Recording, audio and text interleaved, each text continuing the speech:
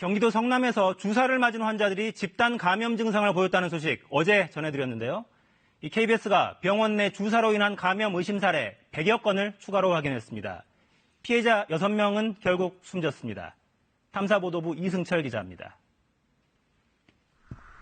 4년 전 25명이 집단 감염된 경기도 성남의 통증주사 감염 사고를 조사한 한국의약품안전관리원회 역학조사 보고서입니다.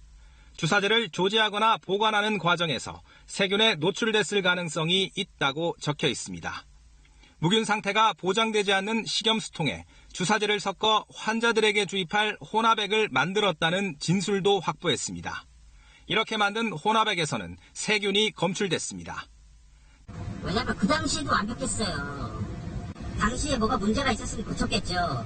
예. 근데 고칠 게 없어요. 어떻게 더 고쳐요? 당시 확인된 감염 환자는 25명으로 집계됐지만 이전에도 다른 감염자가 더 있었을 가능성이 있습니다. 비슷한 방식으로 만든 혼합제를 주사한 환자가 얼마나 더 있었는지 조사하지 않았기 때문입니다. 지금이라도 재조사해가지고 환자들이 어떻게 되었는지 철저한 추적 관찰 후 마무리해야 된다고 생각합니다. 그렇게 해주시겠습니까?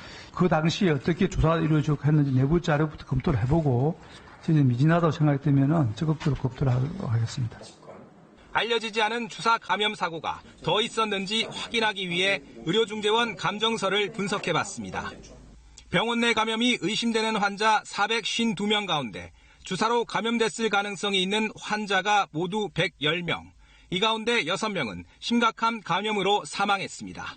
광주의 한 71살 남성은 척추에 통증 주사를 맞은 뒤 염증과 신장 기능 저하 증상을 보이다 심근경색으로 숨졌고, 강원도 속초의 38살 여성은 허벅지에 통증 주사를 맞고 괴사성 근막염으로 사망했습니다.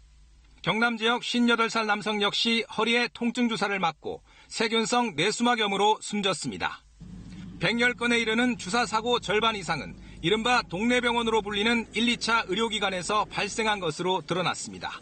KBS 뉴스 이승철입니다.